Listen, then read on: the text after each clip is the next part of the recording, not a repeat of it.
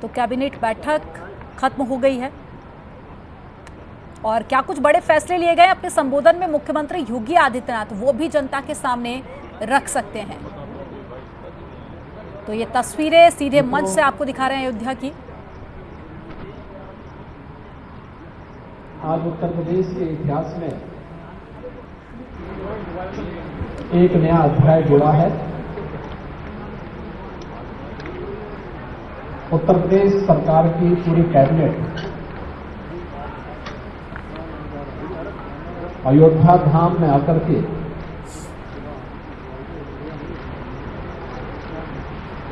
अयोध्या धाम के साथ ही उत्तर प्रदेश के विकास को लेकर के यहां पर अपनी महत्वपूर्ण बैठक को आयोजित की है। हम सब जानते हैं कि पहले से ही अयोध्या में केंद्र और राज्य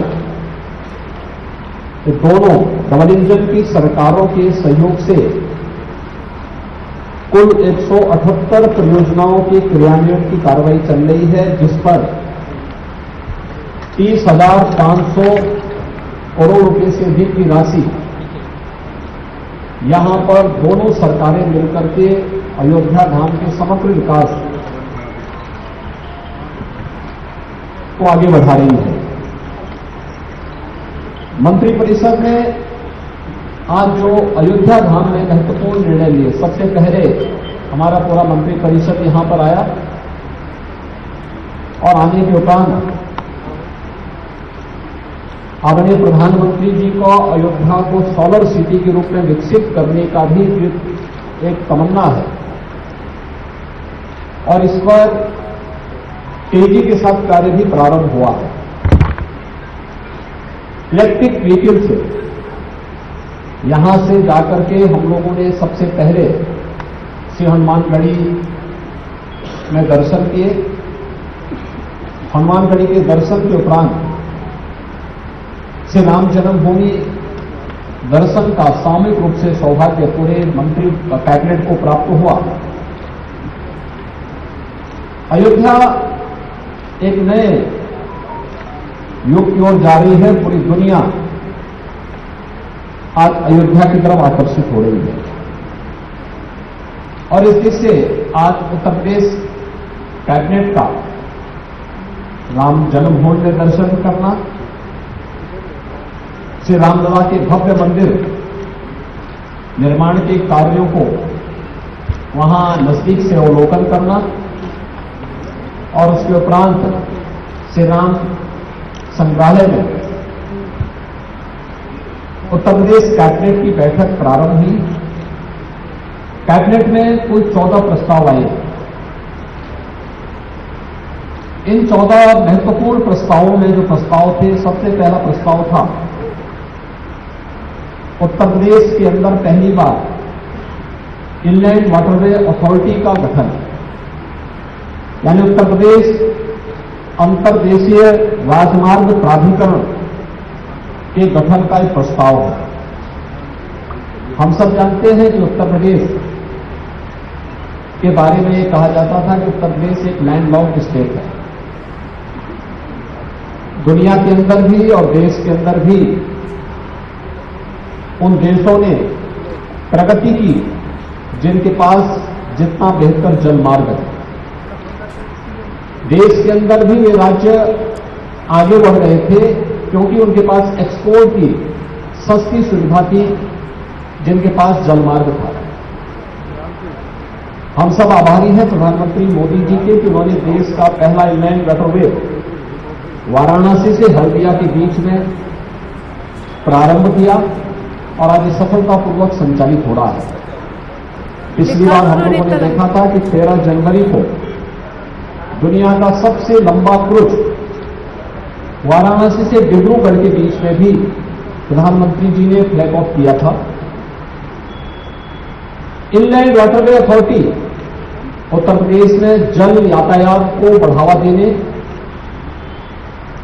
इसके माध्यम से वाटर स्पोर्ट्स की एक्टिविटीज को भी तेजी के साथ आगे बढ़ाने पर्यटन की सुविधाओं में बढ़ोतरी करने के साथ साथ उत्तर प्रदेश को एक्सपोर्ट के एक हब के रूप में, क्योंकि देश के अंदर सबसे अच्छी कृषि और सबसे अच्छा जल संसाधन उत्तर प्रदेश के पास है और अयोध्या इस दृष्टि से बहुत महत्वपूर्ण है, क्योंकि अयोध्या कहते हैं आज से 2000 वर्ष पहले अयोध्या की राजकुमारी जल मार्ग से साउथ कोरिया गई थी और कोरिया के राजकुमार से विवाह बंधन में जुड़ करके वहां के आज एक महत्वपूर्ण राजवंश की परंपरा अपने आप को कोरियावासी भावनात्मक रूप से अयोध्या के साथ जोड़ते हैं। बल्कि इसी रामकथा पार्क के बगल में क्वीन हो पार्क के निर्माण का कार्य कोरिया और उत्तर प्रदेश सरकार मिलकर के संपन्न भी कर रही है। इस दृष्टि से अयोध्या में यूपी उत्तर प्रदेश के अंदर जो हमारी महत्वपूर्ण लगभग 12 के आसपास नदियां ऐसी हैं जो जल यातायात के लिए बहुत मायने रखती है, जैसे गंगा जी में, ऐसे ही यमुना जी में, सरयू जी में, राप्ती में, गोमती है। इन सभी नदियों में ये सुविधाएं उपलब्ध की जा सकती हैं। इसके लिए अथॉरिटी भारत सरकार के साथ मिलकर के कार्य करेगी और उत्तर प्रदेश को अपने परंपरागत उत्पाद को या उत्तर प्रदेश के जो कृषि प्रोडक्ट है इसको भी दुनिया के मार्केट में पहुंचाने के लिए, इसको निर्यात करने के लिए एक सुविधा विकसित होगी, जिससे आज इसकी अथॉरिटी के गठन की प्रक्रिया राज्य स्तर पर भी हम लोगों ने करने का निर्णय लिया है। इस कार्यक्रम को आगे बढ़ाएंगे। दूसरा, अयोध्या धाम की दृष्टि से मैंने पहले बताया कि यहां पर पहले से ही 178 महत्वपूर्ण परियोजनाएं, जिनमें केंद्र और राज्य सरकार 30,500 करोड़ रुपए से अधिक खर्च कर रही है। इन परियोजनाओं के साथ साथ आने वाले समय में यहां आने वाले श्री राम जन्मभूमि में भगवान रामलला के भव्य मंदिर निर्माण के उपरांत रामलला के मंदिर में विराजमान होने के बाद श्रद्धालुओं और पर्यटकों की जो भारी संख्या यहां पर आने जा रही है, उसको ध्यान में रखते हुए यहां पर श्री अयोध्या धाम तीर्थ विकास परिषद के गठन का भी प्रस्ताव रखा गया है और इसको हमारी कैबिनेट ने पास किया है। यहां के पर्व, यहां के त्यौहार, यहां की व्यवस्था को और अच्छे ढंग से कोऑर्डिनेट करते हुए स्थानीय स्तर पर, राज्य स्तर पर, केंद्र सरकार के सहयोग से और अन्य विभिन्न धर्मार्थ संस्थाओं के सहयोग से इसे कैसे हम आगे बढ़ा सकते हैं, इसके लिए इस प्रस्ताव को भी हम लोगों ने पास किया है। इसके साथ ही मां पाटेश्वरी धाम देवीपाटन धाम तीर्थ विकास परिषद के गठन की भी प्रक्रिया प्रारंभ आज यहां पर उसको भी पास किया है, क्योंकि वह एक महत्वपूर्ण तीर्थ है और नेपाल से जुड़े हुए श्रद्धालुओं की यात्राएं नवरात्रि के दौरान, खासतौर पर वासंतीय नवरात्रि के अवसर पर वहां पर एक यात्रा नेपाल से विशेष रूप से आती है। उस दृष्टि से भी इस धाम के विकास, उसके समग्र विकास की दृष्टि से की व्यवस्था की गई है। तीसरा, सुख तीर्थ विकास परिषद। हम सब जानते हैं श्रीमद् भागवत महापुराण की पहली कथा सुख तीर्थ में हुई थी। मुजफ्फरनगर जनपद में पवित्र तीर्थ है और जहां पे राजा परीक्षित को सुखदेव ऋषि ने पहली भागवत की कथा वहां पे सुनाई थी और जिसके कारण उन्हें मोक्ष प्राप्त हुआ था। उसे एक तीर्थ विकास परिषद के रूप में विकसित करने के लिए हमारी सरकार ने वहां पे गंगा की धारा को लाने में सफलता प्राप्त की है और अब उसे तीर्थ विकास परिषद के माध्यम से हम आगे बढ़ाने का कार्य करने जा रहे हैं। यह भी यहां पे निर्णय लिया गया। अयोध्या में 25 एकड़ भूमि, यहां पर माझा जमथड़ा में आज हम लोगों ने मंदिर म्यूजियम के लिए भारत के अंदर, जब अयोध्या धाम में कोई दर्शन करने के लिए आएगा तो आदरणीय प्रधानमंत्री जी की का विजन है कि वह दर्शन करने के साथ साथ भारत की मंदिरों के वास्तु के बारे में भी जाने। अलग अलग कालखंड में किस किस प्रकार के मंदिर बने थे, उत्तर में, दक्षिण में, पूरब में, पश्चिम में, मध्य यूपी में, उन सभी मंदिर म्यूजियम के माध्यम से हम श्रद्धालुजनों और पर्यटकों के सामने रख सके, मंदिर इतिहास के बारे में एक जानकारी दे सके। इसके लिए 25 एकड़ भूमि उपलब्ध करवाने की व्यवस्था का प्रस्ताव भी कैबिनेट ने यहां पर पास किया है। अयोध्या में अयोध्या शोध संस्थान 1986 में स्थापित हुआ था। इस दौरान पिछले 6-7 वर्षों में शोध संस्थान ने काफी प्रोग्रेस की। अब सरकार ने निर्णय लिया है कि इसके स्थान की स्थिति बहुत सीमित है। इसका विस्तार देते हुए इसे अंतर्राष्ट्रीय रामायण और वैदिक अंतर्राष्ट्रीय शोध संस्थान के रूप में स्थापित करने का निर्णय लिया गया है। और इसके लिए विस्तृत लैंड लेकर के हम वहां पे इसको एक अंतर्राष्ट्रीय शोध संस्थान, जिसमें रामायण, भारत के अंदर रामायण से जुड़े हुए विभिन्न प्रकार के जो कार्यक्रम हैं, भारत के अंदर दुनिया के विभिन्न देशों में भी भगवान राम की कथा गई है, वैदिक ज्ञान की परंपराओं से दुनिया जुड़ा हुआ है, उन सबको जोड़ते हुए एक विस्तृत अंतर्राष्ट्रीय शोध केंद्र की स्थापना हम रामायण और वेद दोनों पर यहां पर करेंगे। उसका भी निर्णय यहां पर लिया गया है। इसके अलावा हाथरस में ब्रजद्वार देहरी हाथरस में एक लक्की मेला लगता है बाबूजी महाराज की स्मृति में। भगवान श्री कृष्ण के जो बड़े भाई थे बलराम जी, उनकी स्मृति में मेला लगता है। इसका प्रांतीकरण करने का निर्णय लिया गया है। अयोध्या में जितने भी मेले लगेंगे, चाहे वह कार्तिक मेला लगता है, रामनवमी का मेला लगता है, देव दीपावली का है, आपका दीपोत्सव का कार्यक्रम है, या फिर मकर संक्रांति और बसंत पंचमी का मेला, इन सबको प्रांतीयकरण करने यानी राज्य सरकार इन सभी में स्थानीय प्रशासन को भरपूर सहयोग करती थी। लेकिन आने वाले समय में फंड की प्रॉब्लम न होने पाए, इसकी समस्या न होने पाए, यह भी आज कैबिनेट ने यहां पर लिया है। इसके अलावा अमृतसर बुलंदशहर में कार्तिक पूर्णिमा का गंगा स्नान का एक बड़ा मेला लगता है। इसका भी प्रांतीयकरण करने का निर्णय सरकार ने लिया है।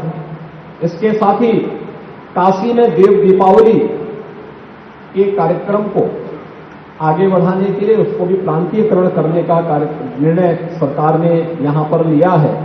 और प्रदेश ने इसके अलावा उत्तर प्रदेश में सोहगी बड़वा, ये महाराजगंज जिले में नेपाल बॉर्डर से उत्तर प्रदेश और नेपाल तक एक पूरा विस्तृत एक वन्य क्षेत्र है।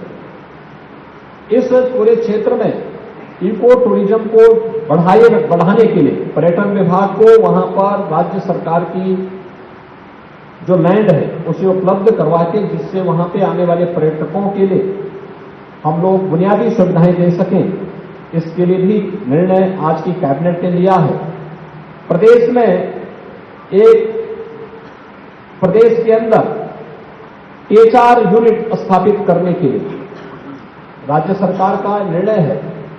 महिला स्वयंसेवी समूहों को बड़े पैमाने पर पोषाहार की योजना को उसी जनपद में प्लांट लगा करके, विकासखंड स्तर पर प्लांट लगा करके क्वालिटी फूड की सप्लाई हम कुपोषित बच्चों को, धात्री महिलाओं को और कुंवारी कन्याओं को उपलब्ध करवा सके। इसके लिए राज्य सरकार एक वायबिलिटी गैप फंड, जब तक वे आत्मनिर्भर नहीं होती है, एक निश्चित सीमा के लिए हम लोग उन्हें राज्य सरकार के स्तर पर सपोर्ट करेंगे। इसका निर्णय भी सरकार ने लिया है। और ड्रोन पॉलिसी के तहत ड्रोन आज बहुउपयोगी हो चुका है।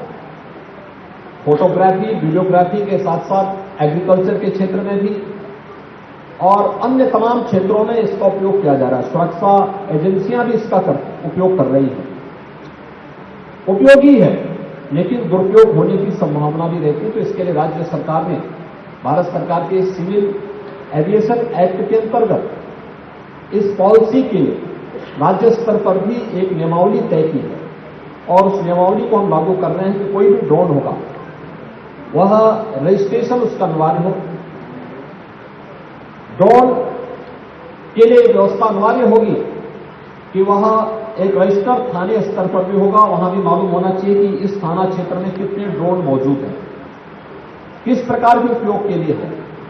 और राज्य के अंदर भी red, green and yellow zone निर्धारित करने के लिए कार्रवाई होगी। और बहुत सारे क्षेत्र ऐसे होते हैं जहां पे वीडियोग्राफी सुरक्षा के लिहाज से उचित नहीं होगा, उसको नो फ्लाई जोन के रूप में ड्रोन की कोई भी एक्टिविटीज वहां पे नहीं हो सकती। येलो जोन ऐसा होगा जहां पर स्थानीय स्तर पर प्रशासन तय कर सकता है, एक निश्चित अथॉरिटी होगी जहां से उसको परमिशन लेकर के वह कर पाएगा।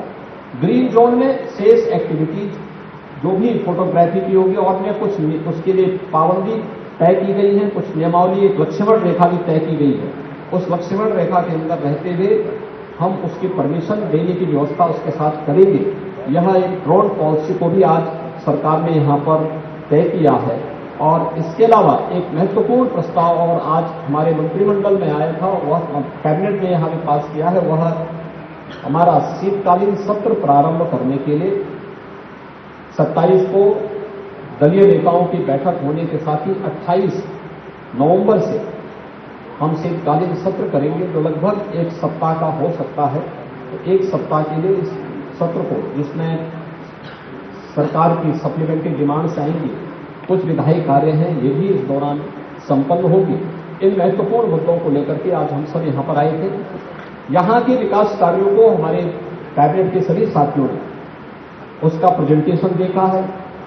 जन्मभूमि मंदिर जाते समय, हनुमानगढ़ी जाते समय कुछ कार्यों का अवलोकन भी किया है और अयोध्या धाम के समग्र विकास को ध्यान में रखकर के जो आदरणीय प्रधानमंत्री जी की मंशा है, उनके विजन के अनुरूप हम अयोध्या को, उत्तर प्रदेश को विकास के एक नए प्रतिमान के रूप में स्थापित करने में सफल होकर इस विश्वास के साथ परसों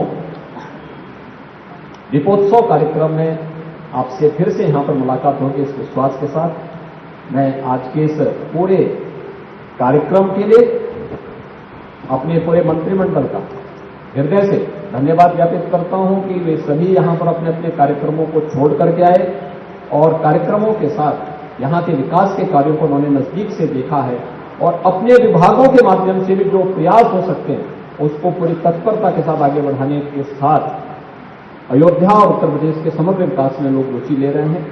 आप सब भी अपने पूरे कार्यक्रम के साथ आए हैं। आप सभी मित्रों को भी मैं धन्यवाद देता हूं और दीपोत्सव और दीपावली की अपनी मंगल में शुभकामनाएं देता हूं। धन्यवाद। जय हिंद।